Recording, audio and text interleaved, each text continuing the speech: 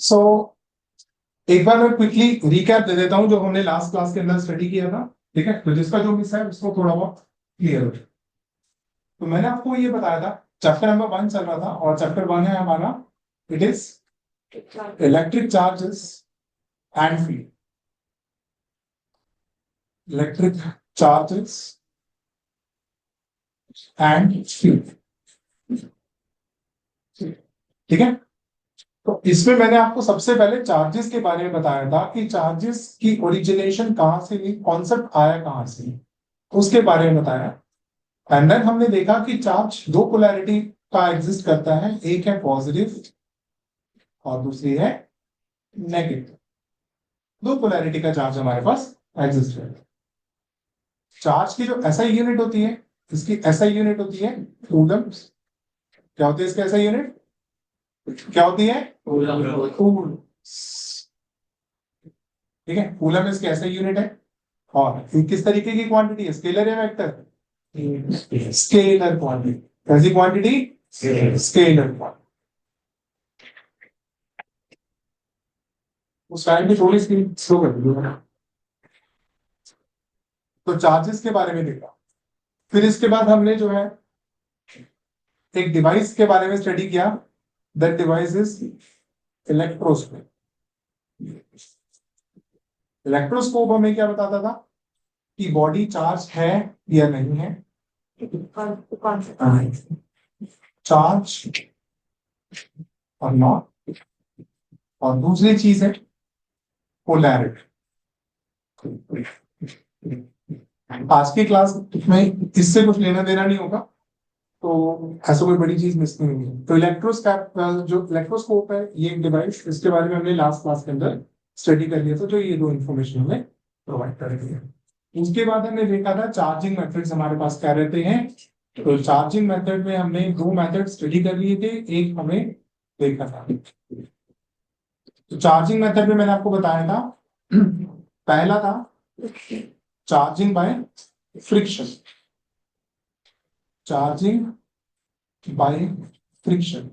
तो charging by friction में क्या होता था कि अगर एक बॉडी है और उसे हम दूसरी बॉडी के ऊपर क्या कर रहे हैं, रब कर रहे हैं, तो रब करने पे क्या होगा, फ्रिक्शन है, फ्रिक्शन की वजह से हीट प्रोड्यूस होगी। हीट प्रोड्यूस होने की वजह से जो इलेक्ट्रॉन्स है वो एक बॉडी से जंप करके दूसरे बॉडी में चले। और जब इलेक्ट्रॉन जंप करते हैं तो इलेक्ट्रॉन के ऊपर कैसा चार्ज होता है, नेगेटिव। तो जो बॉडी इलेक्ट्रॉन्स को लेती है उसके ऊपर नेगेटिव चार्ज आ जाता है, और जो इलेक्ट्रॉन्स को देती है उसके ऊपर पॉजिटिव चार्ज आता है। ठीक है, तो इसी मेथड को हम बोलते थे चार्जिंग बाय फ्रिक्शन। दूसरा जो मेथड था that was charging by conduction. Charging by conduction. तो चार्जिंग बाय कंडक्शन में आपको ये बताया था कि अगर हमारे पास दो या दो से ज्यादा बॉडीज हैं, ठीक है, दो बॉडीज हम लेके सॉल्व करेंगे, identical bodies. Charging by conduction में क्या होगा, उन दोनों को हम एक दूसरे के साथ कांटेक्ट में लेकर, और जैसे हमने उसे कांटेक्ट में रखा तो एक बॉडी जिसके ऊपर ज्यादा चार्ज है वहां से चार्ज दूसरी बॉडी में ट्रैवल करना शुरू कर जाएगा ड्यू टू कंसेंट्रेशन डिफरेंस। और चार्ज तब तक मूव करता रहेगा जब तक दोनों के ऊपर कंसेंट्रेशन क्या ना हो जाए, सेम ना हो। तो अगर सपोज हमारे पास ये एक बॉडी है, बॉडी ए, इसके ऊपर चार्ज है क्यू ए, दूसरी बॉडी है इसके ऊपर चार्ज है क्यू बी, और हमने क्या करा, इन दोनों को टच करवाया, और सपोज मैंने बोल दिया है कि ए के ऊपर चार्ज बी के कंपैरिजन में ज्यादा है। तो जब हमने इसे टच करवाया तो टच करवाने पे ए से चार्ज निकल के बी की तरफ मूव करेगा, और फाइनल कंडीशन में दोनों के ऊपर चार्ज सेम आ जाता, और वो चार्ज किसके इक्वल हुआ करता था, हाँ जी, average of initial charge carried by the bodies, average of initial charge carried by the bodies। ठीक है, उसके इक्वल हुआ करता। ये हमने लास्ट क्लास के अंदर पढ़ा। सही बात। चलो एक दो न्यूमेरिकल्स प्रैक्टिस कर लेते हैं इसके रिगार्डिंग, फिर आगे मूव कर जाते हैं चार्जिंग बाय इंडक्शन। तो सपोज यहां पे हमारे पास स्क्वायर है,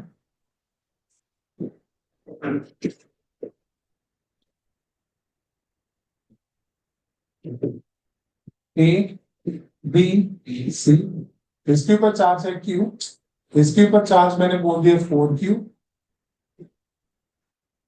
और इसके ऊपर मैंने चार्ज बोल दिया इसे 2g। क्वेश्चन क्या बोलता है, ए को हमने टच करवाया है सी के साथ, देन सी को टच करवाया हमने बी के साथ, तो फाइनल चार्जेस हमें पता लगाने हैं, final charges on A B and C. चलो जरा ट्राई करो। बढ़िया। तो अगर हम बात करते हैं, पहले हमने टच करवाया ए और सी को, तो ए एंड सी, जब हमने इन्हें टच करवाया तो ए और सी के ऊपर चार्ज फाइनल स्टेज में इक्वल होगा, और वो किसके इक्वल होगा, average of initial charge carried by the bodies. तो इसके ऊपर क्यू और इसके ऊपर -2q, तो q प्लस -2q बाय, तो यहां पर आ जाएगा -q बाय, तो ए और सी के ऊपर ये चार्ज आ गया। फिर इसके बाद हमने टच करवाया किसको, सी और बी को टच करवाया, तो सी एंड इनको टच करवाया, तो सी के ऊपर नया चार्ज अब आ जाएगा Q C double dash, B के ऊपर नया चार्ज आएगा क्यू बी डैश, और ये हो जाएगा it is average of initial charge. अब इसके ऊपर नया चार्ज कितना आ गया है, माइनस, है ना, तो ये हो जाएगा -q/2 प्लस इसके ऊपर चार्ज है 4q/2, 8 - 1 is 7, यहाँ पर आ जाएगा 7q/2। समझ में आ रही है चीज? ठीक, चलो एक question as a homework note कर लो, उसे प्रैक्टिस करके आना।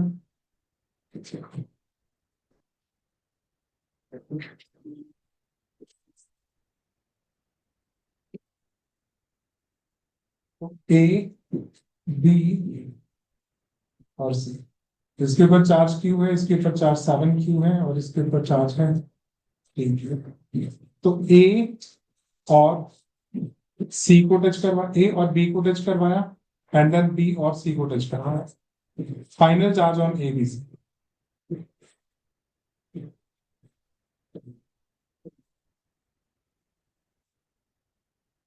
ये आपका होमवर्क ट्राई करो। अच्छा कितनों का ये वाला आंसर आ गया था? अच्छा आधे से कितनों का नहीं आया था? एक दो तीन चार, नेक्स्ट आइटम क्या लो, थर्ड मेथड हमारे पास आ जाता है charging by induction. Charging by induction, induction की सुनी सुनी सी टर्म लग रही है यार, डे टू डे लाइफ में कहीं सुना तो है यार, इंडक्शन वो हाँ इंडक्शन कुकिंग है ना, तो इंडक्शन से तो एग्जैक्टली वो क्या है, इंडक्शन का मतलब क्या होता है, आप एक बॉडी को बिना टच किए, जैसे अगर इंडक्शन कुकिंग के बारे में बात करते हैं, तो जो फ्लेम होती है वो डायरेक्टली कांटेक्ट में होती है यूटेंसिल के साथ, और वो यूटेंसिल को पहले गर्म करती है, फिर यूटेंसिल से हीट ट्रांसफर होती है खाने में, खाना गर्म शुरू हो जाता है, ये कुकिंग प्रोसेस है। अगर हम बात कर लेते हैं बाय इंडक्शन, तो उस केस में पता है क्या होता है, जो हीट जो हमारे पास जो खाना होगा डायरेक्टली वो गर्म होगा, यूटेंसिल ऐसे गर्म नहीं होगा, है ना, तो यूटेंसिल को आप सीधा ऐसे हाथ से भी उठा सकते, दैट इज बाय इंडक्शन। जैसे भी अगर मैं बात करता हूँ, सपोज देखो अगर मैं यहाँ पे इस फोन को चार्ज करने के बारे में बात करता, तो मेरे पास जो दूसरा वाला चार्जर है, हम पिन को इसके साथ कनेक्ट करेंगे और फोन क्या होने लगेगा, चार्ज होने लगेगा। अभी अपने पास वायरलेस चार्जर है, तो जैसे ही मैं इसको जैसे अगर मैं इसको इसके साथ, हाँ मैंने इसे इसके ऊपर प्लेस किया, तो क्या होने लग गया, चार्ज होने लग गया। तो क्या एक्चुअली में चार्जर की कोई वायर निकल के इसके साथ कांटेक्ट में आ रही है क्या, नहीं आ रही, इसके लिए क्या हो रहा है, चार्ज हो रहा है, तो ये चार्जिंग बाय इंडक्शन हो रहा है। समझ में आ रही चीज, when the body is not in contact with another body we call that process as induction। तो अगर हम बात कर रहे थे हीट डायरेक्टली फ्लेम के साथ, जो फ्लेम है डायरेक्टली यूटेंसिल के साथ कांटेक्ट में नहीं है, तो ये कुकिंग हो गई है बाय इंडक्शन प्रोसेस। यहाँ पे जो फोन है, फोन चार्ज हो रहा है, ये बाय इंडक्शन प्रोसेस चार्ज। समझ में आ रही चीज? अब यहां पर हम क्या देख रहे हैं, चार्जिंग बाय इंडक्शन। तो इंडक्शन में हम क्या करेंगे, एक बॉडी को हम चार्ज करेंगे बिना दूसरी बॉडी के साथ कांटेक्ट में। ठीक है, चलो देख लेते हैं जरा। आपके एनसीईआरटी के अंदर इसके दो मेथड दिए हुए, मैं दोनों के दोनों मेथड डिस्कस कर रहे हैं। चलो पहला मेथड है, हमारे पास यहाँ पे कुछ इस तरीके की एक मेटालिक रॉड है, और फिर यहाँ पर आ जाता है इंसुलेटिंग स्टैंड।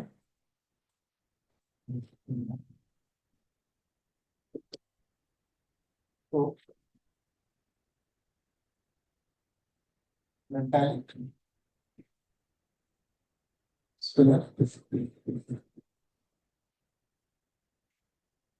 ये है इंसुलेटेड स्टैंड, और यहां पे हमारे पास आ जाता है एक स्विच। इस स्विच को हमने ग्राउंड कर दिया, इस साइड को हमने क्या करते हैं, ग्राउंड कर दिया। ग्राउंड मतलब अर्थ के साथ हम कांटेक्ट नहीं करना चाहते। ठीक है, ओके। तो चार्जिंग बाय इंडक्शन में एग्जैक्टली क्या हो रहा होगा, देखो जरा, पहले मैं आपको सिमुलेशन दिखा देता हूँ, और फिर उस सिमुलेशन के बेसिस पे आपको समझ में आएगा कि एग्जैक्टली हो क्या रहा है।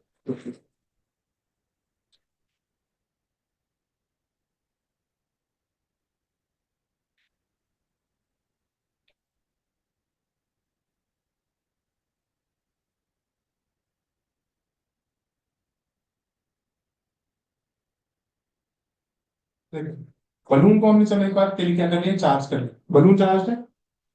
अब जब मैं इस बलून को इस वॉल के नजदीक लेकर आ रहा हूँ, वॉल बेसिकली इलेक्ट्रिकली न्यूट्रल है, जितना इसके अंदर पॉजिटिव चार्ज है उतना इसके अंदर क्या है, नेगेटिव चार्ज है, तो वॉल इज इलेक्ट्रिकली न्यूट्रल।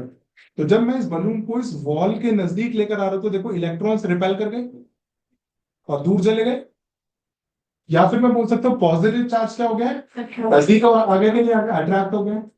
तो मैं ये बोल सकता हूं कि जब मैं किसी नेगेटिवली चार्ज बॉडी को लेकर आता हूं एक न्यूट्रल बॉडी के पास, तो वो पॉजिटिव चार्ज को क्या करेगा, अट्रैक्ट करेगा, और नेगेटिव को क्या करेगा, समझ में आ रही है?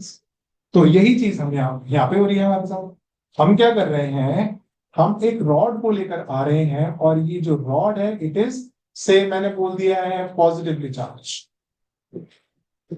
कैसी रॉड है, पॉजिटिवली चार्ज रॉड है। तो स्टेप वन हमारे पास होगा, we will bring a positively charge rod. Negative भी हो सकती है, बट आपको एग्जांपल समझाने के लिए मैं पॉजिटिव कंसीडर करूंगा। अब इसकी वजह से क्या होगा कि यहाँ पर जो हमारे पास इलेक्ट्रॉन्स होंगे, वैसे तो ये ओवरऑल न्यूट्रल है, तो इलेक्ट्रॉन्स इसकी तरफ क्या हो जाएंगे, अट्रैक्ट हो जाएंगे। या फिर मैं बोल सकता हूँ पॉजिटिव चार्ज क्या हो जाएगा, रिपेल हो जाएगा। तो पॉजिटिव चार्ज है आपका। तो स्टेप वन हमारे पास आ जाएगा, bring a charge body close to the sphere. मैं लिखवा भी दूंगा, चार पांच तीन चार स्टेप में, दो दो लाइन होते हैं। ठीक है, स्टेप वन हमारा पूरा हुआ।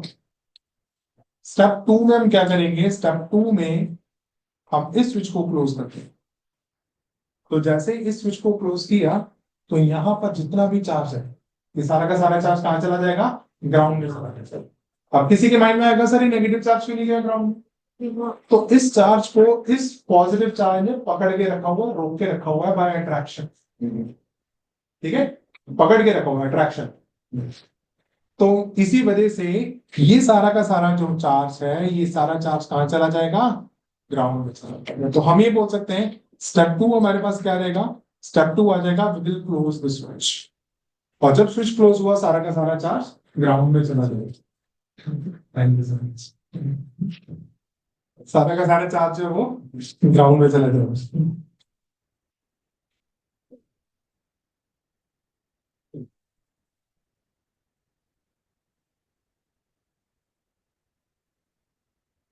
ये चला गया ग्राउंड।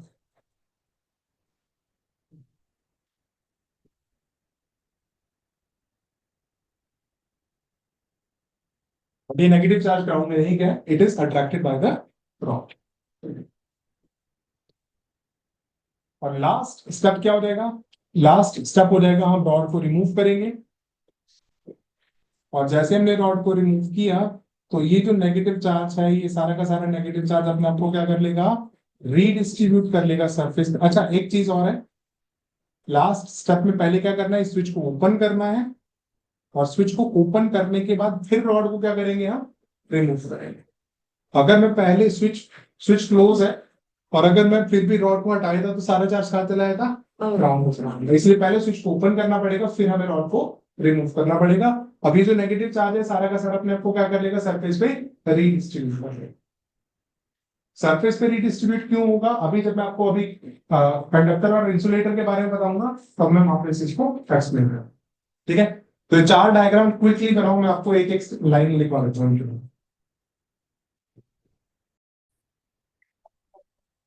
चलो लिखते हैं, लिखो। Step one, bring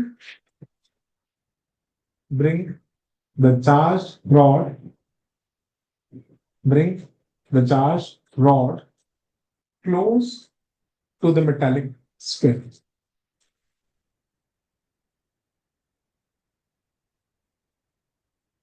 Charged rod close to the metallic sphere. Second step, without disturbing the rod,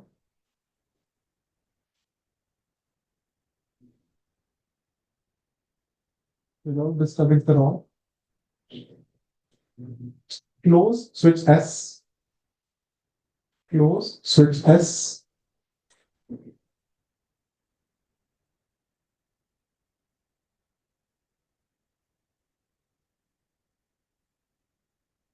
third step, the charge is closer to switch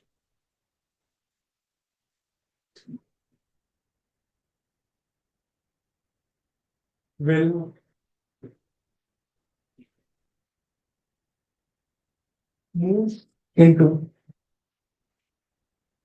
the earth, will move into the earth. ठीक है, last step, open switch S,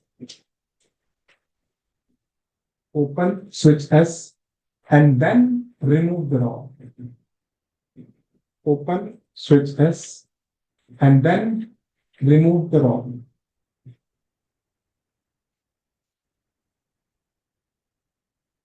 Full stop. The charge will redistribute. The charge will redistribute on the sphere. एक तो भाई अपने पास ये वाला method हो। Next method के बारे में बात कर लेते हैं। तो नेक्स्ट मेथड हमारे पास क्या है, इसमें हमारे पास दो आइडेंटिकल स्फेयर्स हैं, मेटालिक स्फेयर है ये, अगेन मेटालिक क्यों है अभी आपको थोड़ी देर में पता चल जाएगा। और हमने क्या करा हुआ है, हमने अगेन इन दोनों स्फेयर्स को इंसुलेटिंग स्टैंड के ऊपर रखा हुआ है एंड देन अगेन एक चार्ज बॉडी को लेकर आ रहे हैं।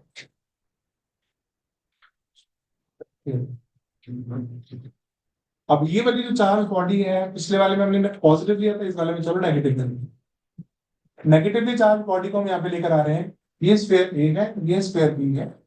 तो अभी होगा क्या, यहाँ पर हमारे पास ये इलेक्ट्रिकली न्यूट्रल है तो नेगेटिव पॉजिटिव को क्या करेगा, अट्रैक्ट करेगा। तो मतलब इस साइड पे कैसे चार्ज आ जाएगा, पॉजिटिव, और नेगेटिव नेगेटिव से क्या करेगा, दूर जाना चाहेगा और जितना डिस्टेंस हो सकता है ना उतने डिस्टेंस पे जाना चाहेगा। एग्जाम्पल के तौर पे क्या है, अगर मैं एक मैग्नेट लेता हूँ, दूसरी मैग्नेट है, नॉर्थ नॉर्थ नजदीक लेकर आओ, तो नॉर्थ अपने आप को मैक्सिमम डिस्टेंस पे रखना चाहेगा ताकि उनके बीच में फोर्स क्या हो सके, मिनिमम हो सके। वही कॉन्सेप्ट यहाँ पे भी अप्लाई हो रहा है। यहाँ पर हमारे पास पॉजिटिव चार्ज है, अब ये नेगेटिव नेगेटिव को क्या करेगा, रिपेल करेगा, तो रिपल्शन की वजह से नेगेटिव चार्ज मैक्सिमम डिस्टेंस पे जाना चाहेगा और कंडक्टर के अंदर चार्ज तो फ्रीली मूव कर सकता है। तो इसी वजह से नेगेटिव चार्ज मूव करके कुछ यहाँ पर आ गया। बोलो हाँ या ना, समझ में आया कि नहीं आया। अरे बोलो, समझ में आया? सबको समझ में आया? ढंग से बोलो। हाँ, अच्छा।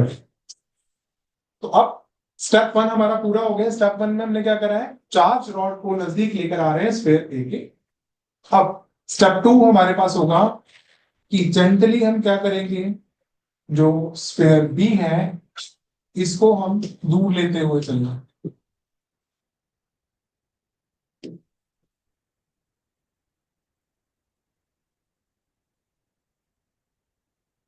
स्फीयर बी को हमने क्या करा, दूर लेते हुए। मगर जब ये प्रोसेस कर रहे थे तो उस टाइम पे रॉड को हटाया नहीं गया है, रॉड अभी भी वहीं पर ही प्रेजेंट। समझ में आ रही है? फिर इसके बाद क्या करेंगे, अगला स्टेप क्या देगा, अगला स्टेप हो जाएगा इस रॉड को हटा देना है।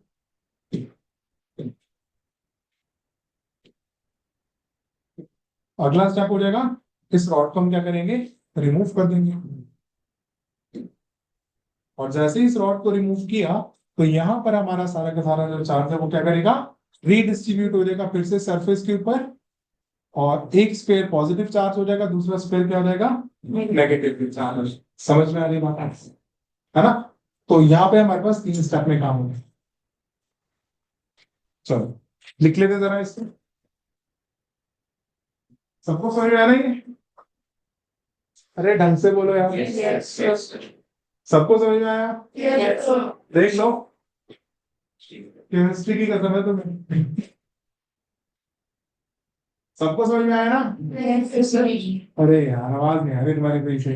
यस है ना, आवाज नहीं आ रही ना? Yes sir. हाँ चलो ठीक है। डायग्राम बनाओ फिर मैं लिखता हूँ। तो लिखो, step 1, bring a charged rod, bring a charged rod close to sphere A, close to sphere A, close to sphere A. Step 2,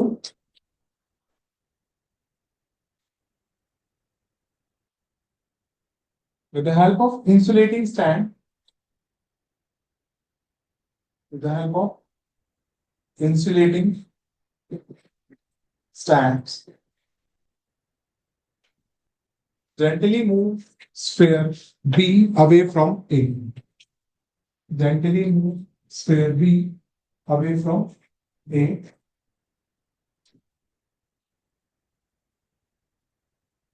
without disturbing the rod. Without disturbing the rod.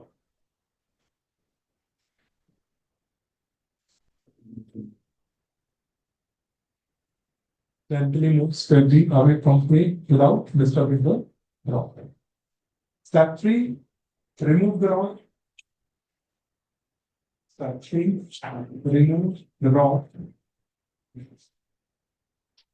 And hence the charges will redistribute on the surface. And hence charges will redistribute on the surface.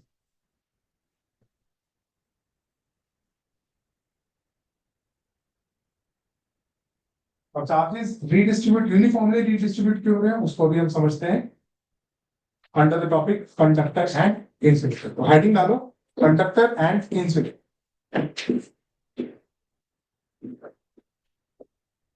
Conductors and insulators. So, ठीक है, I'll not go into the definition part. Obviously, ये तुम पढ़ चुके हो 4th 5th class में, है ना? तो डेफिनेशन तो तुम्हें आती ही होगी। चलो पूछ लेता हूँ मैं एक बार पहले, हाथ खड़ा करना, बताओ जरा, डिफाइन करो कंडक्टर और इंसुलेटर। एक ही है जो बताना चाह रही है, देखो 1.5 लोग बता रहे हैं, क्या निकालना हिसाब करा कर, बस ये दो ही बताएंगे। चल ठीक है, श्रेया तू बता दे। ऐसा ऑब्जेक्ट जिसमें इलेक्ट्रिसिटी का की मूवमेंट आराम से हो जाए, इलेक्ट्रिसिटी की मूवमेंट आराम से हो जाए। अच्छा, कोई और? अरे गलती तो होगा, बोल दो, कोई बात नहीं, है ना, थोड़ी बेइज्जती तो करूंगा मैं, क्या रहेगा, है ना। रेजिस्टेंस कम होगा। रेजिस्टेंस कम होगा, वो उसकी प्रॉपर्टी हो गई। ठीक है, चलो आई अप्रिशिएट, कुछ अलग निकल के आया। कोई और? जो रिटर्न है किसको कंडक्ट कर। हीट एंड इलेक्ट्रिसिटी को कंडक्ट करती हो, मोर और लेस सेम ही होगा, उसमें भी सेम इलेक्ट्रिसिटी मिल जाती है। कोई और?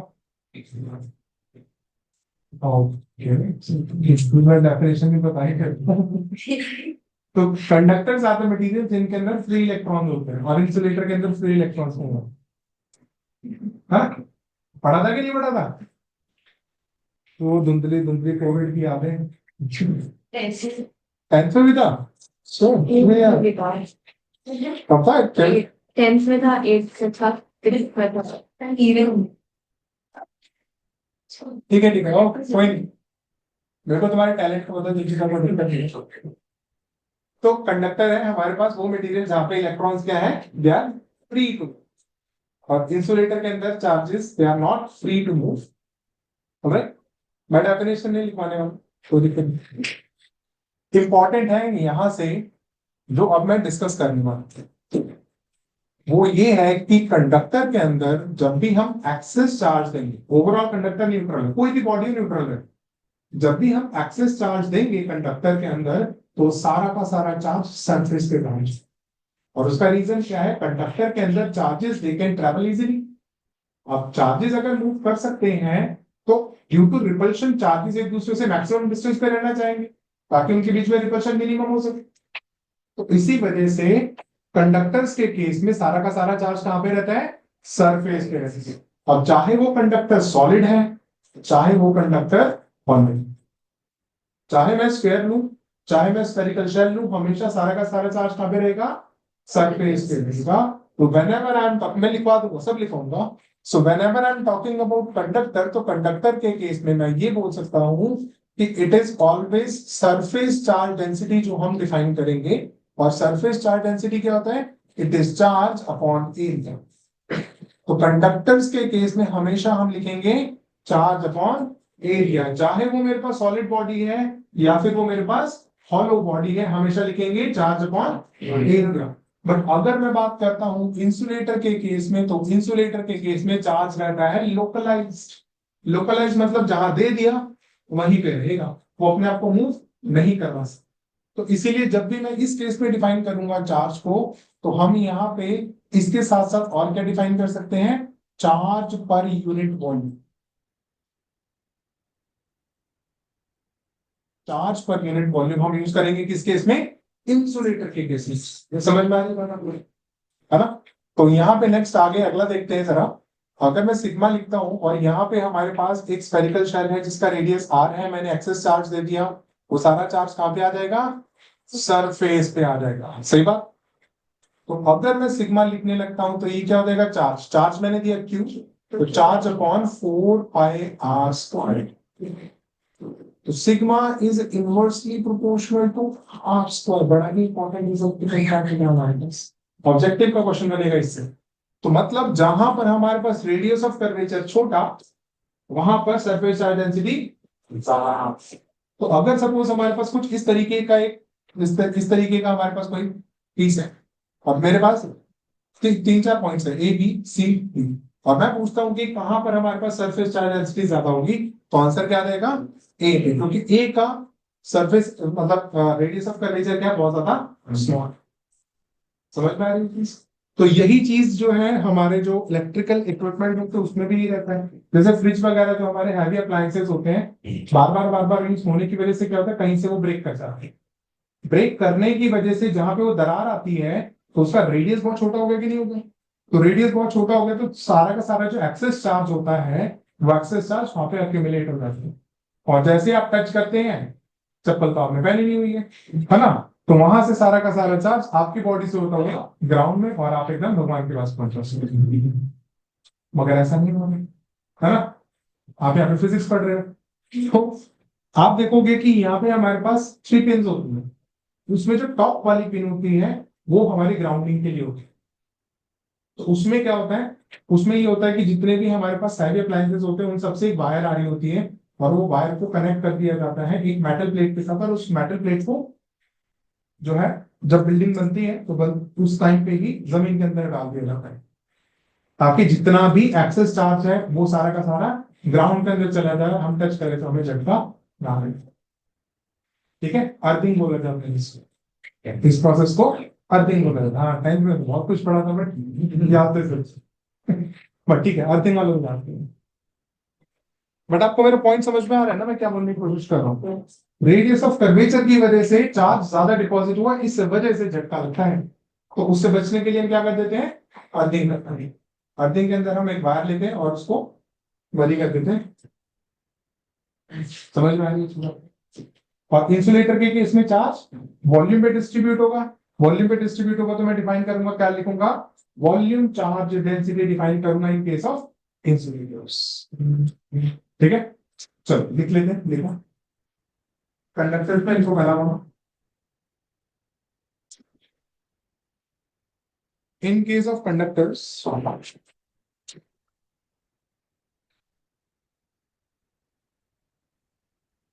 in case of conductors,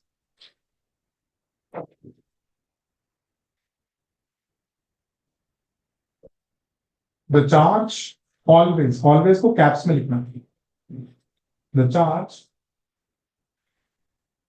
always lie on the surface,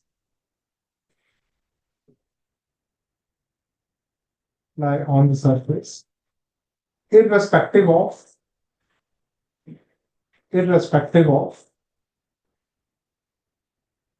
whether the conductor is solid or hollow.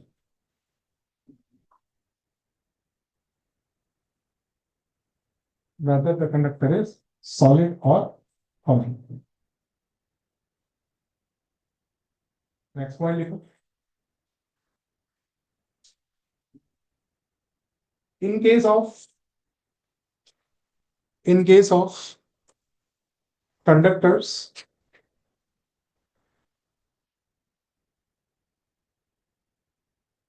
we always define surface charge density.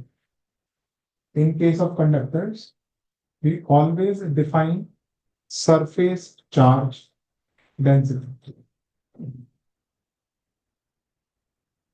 That is, you already clear the formula, charge upon area. Charge upon area. Next point. Clear now? Sigma is inversely proportional to R square. Sigma is, next point, is inversely proportional to R square, where R is radius of curvature of surface. Where R is radius of curvature of surface.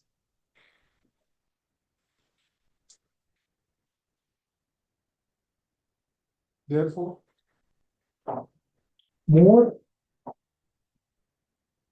is the value of R, lesser will be the surface charge density. Lesser will be the surface charge density. ठीक है, insulator में लिख लो। In case of insulators,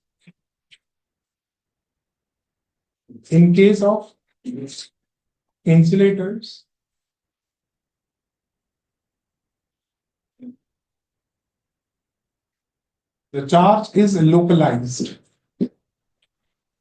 The charge is localized. That is, it will not redistribute itself. The charge is localized. That is, it will not redistribute itself.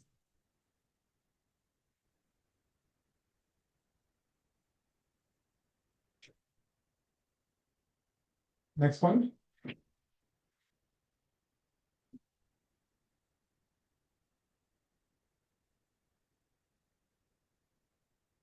In case of insulator, we define volume charge density. In case of insulator, we define volume charge density.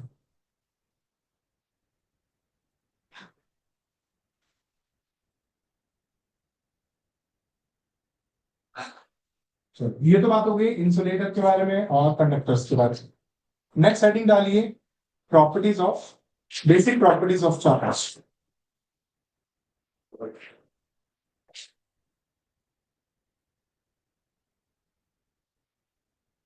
Basic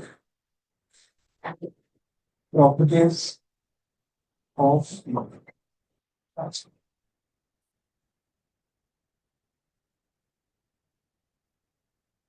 सबसे पहले property आ जाती है additivity.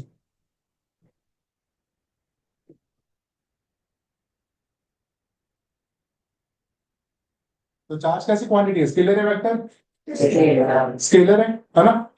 तो जब भी मेरे को charges को ऐड करना होगा तो हमेशा स्केलर फॉर्म में ऐड करेंगे। स्केलर मतलब 2 + 2 4। वो फॉर्मूला यूज नहीं करेंगे root of a² + b² + 2ab cos theta. वो किसके लिए होता है, वेक्टर्स के लिए, है ना। तो जब भी हमें चार्जेस को ऐड करना है तो charges are added in scalar form, ये चीज होता है। Charges are added in scalar form. ठीक है, चलो ये तो next conservation of charge.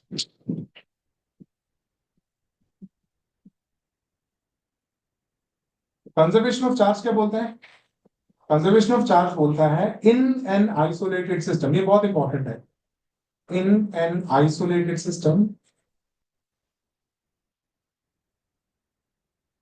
Charges are conserved.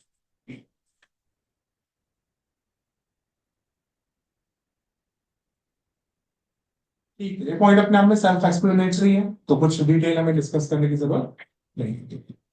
Third point है जो थोड़ा सा डिस्कस करना पड़ेगा, that is quantization of charge.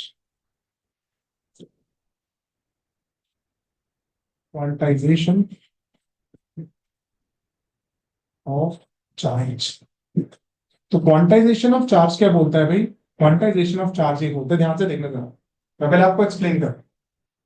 किसी भी बॉडी के ऊपर चार्ज तभी आएगा अगर या तो हम उसमें से एक्सेस इलेक्ट्रॉन दे दे या ले लें, है ना। अगर सिंपल सी बात है, अगर मैं बोलता हूँ HCl है, मॉलिक्यूल सिंपल, हाइड्रोजन के ऊपर कैसा चार्ज पॉजिटिव, क्लोरीन के ऊपर कैसा चार्ज, रीजन हाइड्रोजन ने एक इलेक्ट्रॉन दे दिया, क्लोरीन ने एक इलेक्ट्रॉन ले। तो इसी वजह से जो है हम ये बोल सकते हैं कि हमारे पास किसी भी बॉडी के ऊपर चार्ज तभी आता है अगर उसके पास या तो उसने इलेक्ट्रॉन दे दिया हो या फिर उसने इलेक्ट्रॉन ले लिया। समझ में आ रही है। तो अगर सपोज यहां पर हमारे पास बॉडी है और हमने इस बॉडी के ऊपर एक इलेक्ट्रॉन दिया, तो अगर कोई मुझसे पूछे कि भाई इस कंडीशन में इस बॉडी के ऊपर चार्ज कितना था, तो मैं क्या बोलूंगा, इट इज -1.6 इंटू 10⁻⁻19 कूलम। सही बात है कि ये चार्ज होगा कि नहीं होगा, जितना एक इलेक्ट्रॉन के ऊपर चार्ज है उतना ही तो होगा। अरे हाँ ना बोलो यार, है ना, समझ में आ रही है बात। अब जब मैं यहाँ पर एक दूसरा इलेक्ट्रॉन दूंगा और अब मेरे से पूछा जाए कि बताइए बॉडी पे चार्ज कितना, तो मैं क्या बोलूंगा, इट इज -3.2 इंटू 10⁻⁻19 कूलम। फिर मैंने एक इलेक्ट्रॉन, चलो 2 इलेक्ट्रॉन और दे दिए। अब अगर मेरे से किसी ने पूछा इस बॉडी के ऊपर चार्ज कितना है, तो मैं क्या बोलूंगा, -6.4 इंटू 10⁻⁻19 कूलम। तो डोंट यू थिंक कि ये जो चार्ज है बॉडी के ऊपर, it is actually the multiple of electron. What is the smallest unit, charge on electron. तो मैं ये बोल सकता हूं क्वांटाइजेशन में कि charge on a body is integral multiple of charge carried bye electron. Charge carried bye electron, समझ में आ रही है। इसी को हमने क्या बोल दिया है, क्वांटाइजेशन ऑफ चार्ज। किसी भी बॉडी के ऊपर जो चार्ज होगा वो इलेक्ट्रॉन के चार्ज का मल्टीपल ही हो। ठीक है, ओके। तो ये तीन हमारे पास इसकी प्रॉपर्टीज हो जाती, जल्दी से तीनों प्रॉपर्टीज लिख लो। तो इसमें सबसे पहले हम डिस्कस कर लेते हैं क्वेश्चन नंबर 1।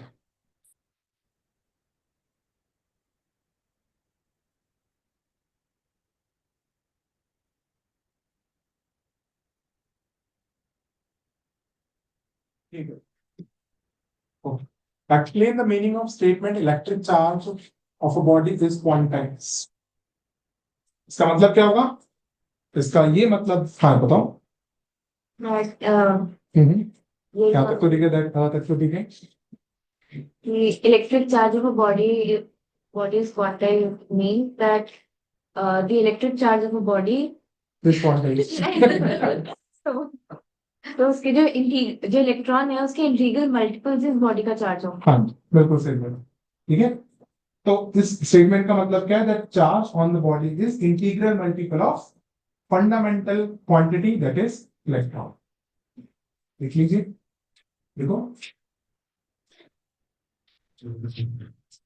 देखो, it means charge on a body is,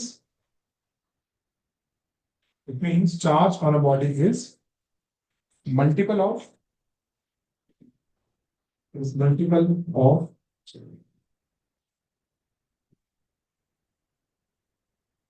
charge of electron.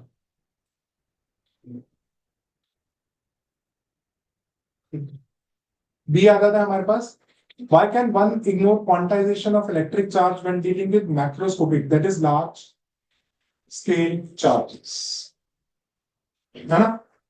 तो जब हम बात करते हैं लार्ज स्केल चार्जेस, तो उसमें हम इग्नोर कर देते हैं किसको? क्वांटाइजेशन को इग्नोर कर देते हैं। इसका रीजन ये है कि हमारे पास जो फंडामेंटल जो एलिमेंट है जिसकी वजह से चार्ज आता है वो क्या है? इलेक्ट्रॉन। और जब हम लार्ज चार्जेस से डील कर रहे होते हैं तो इलेक्ट्रॉन के ऊपर इतना छोटा चार्ज होता है ना, क्या आप बोलते हो कि ठीक है भाई, हम इसको ऑलमोस्ट कंटिन्यूअसली मान लेते हैं। एक एग्जांपल देता हूं,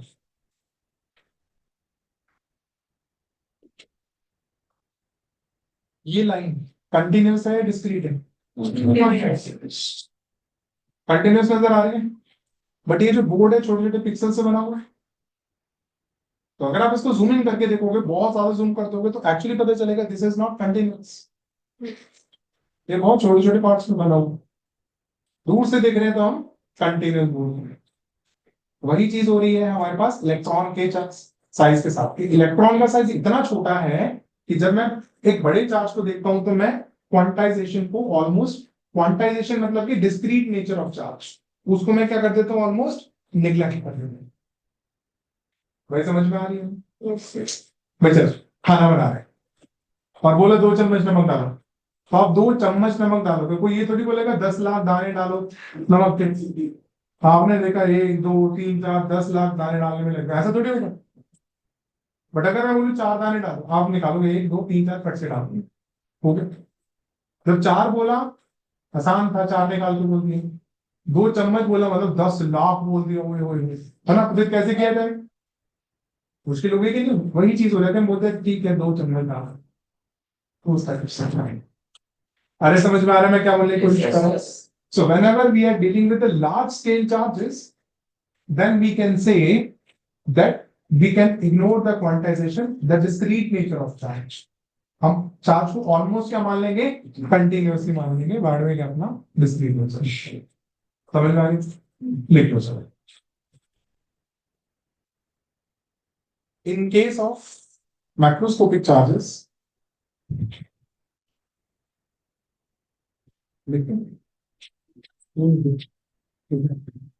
in case of macroscopic charges,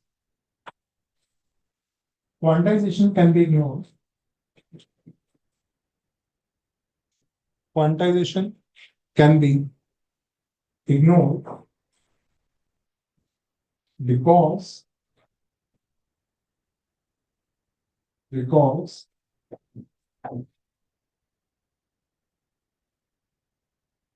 the size of, because the size of fundamental unit, that is electron,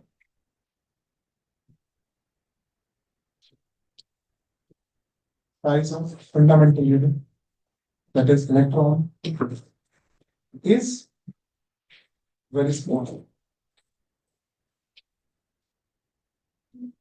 is very small.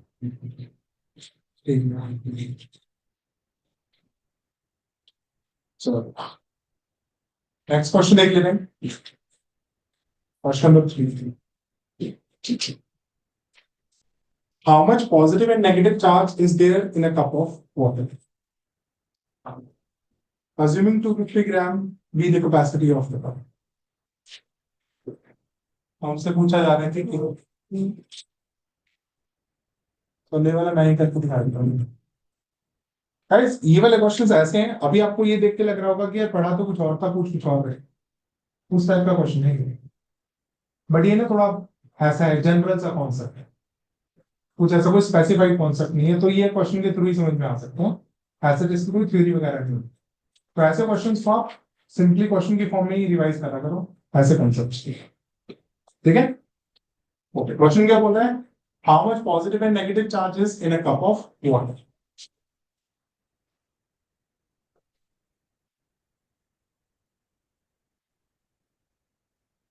ये है cup,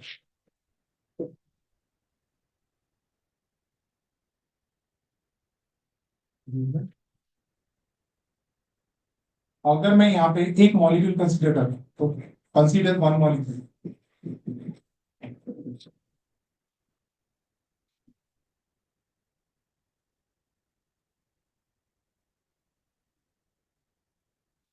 consider one molecule of water, then अच्छा वाटर बोले तो H2O, नाम उसको लिखा है समझाने के लिए।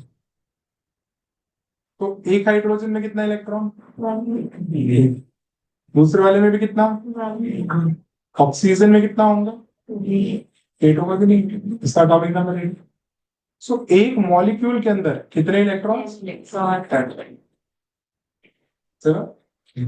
So consider one molecule of water, then number of electrons कितना होगा? 10 electrons, ठीक।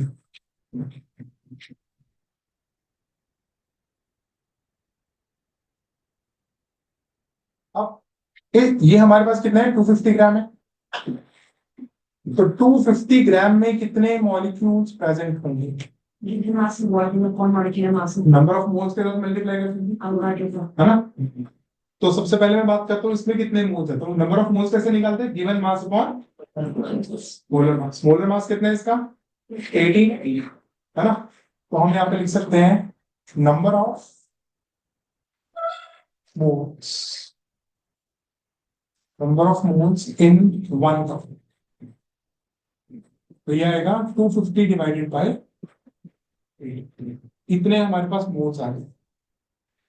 अब एक मोल में कितने हमारे पास मॉलिक्यूल प्रेजेंट होते हैं? Avogadro, that is 6.022 into 10 to the power 23। तो इतने मोल्स में कितने होंगे? मल्टीप्लाई कर देंगे कि नहीं कर देंगे? तो हम लिख सकते हैं therefore number of molecules in 1 तो याद आएगा 250 by 18 into 6.022 into 10 to the power 23 molecules। और एक मॉलिक्यूल में कितने electron? 10 electrons, therefore number of electrons कितने होते हैं? Number of electrons in 1 cup, ये हो जाएगा 250 by 18 into 6.022 into 10 to the power 23 into 10। But मेरे से क्या पूछा गया है? चार्ज कितना है? क्या पूछा गया है? एक इलेक्ट्रॉन के ऊपर चार्ज कितना? -1.6 into 10 to the power -19 coulomb. ये एक इलेक्ट्रॉन के ऊपर चार्ज, तो टोटल इलेक्ट्रॉन्स के ऊपर कितना चार्ज होगा निकाल सकते हैं?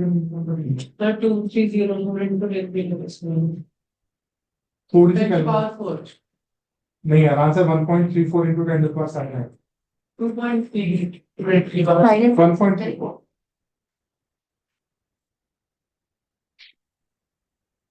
Therefore, total negative charge. तो टोटल नेगेटिव चार्ज कितना आएगा?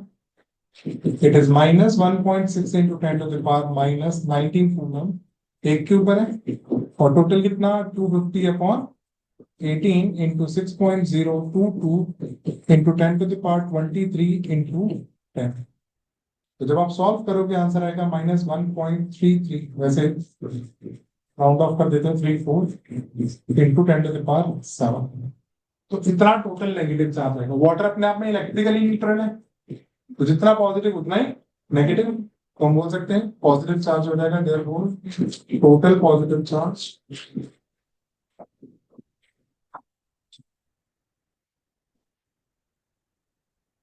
ये आ रहेगा plus 1.34 into 10 to the power 7। ठीक है, समझ पाएंगे?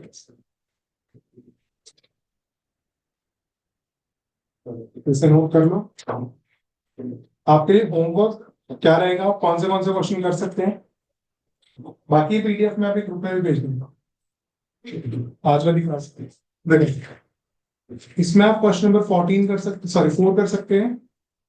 इसके बाद लिख लो कहीं पे 4, 4 के बाद 7, 8, 9, 9 के बाद आप कर सकते हैं 12, 16, 17, 18। ये क्वेश्चन आप आज की क्लास के बाद ट्राई कर सकते हैं।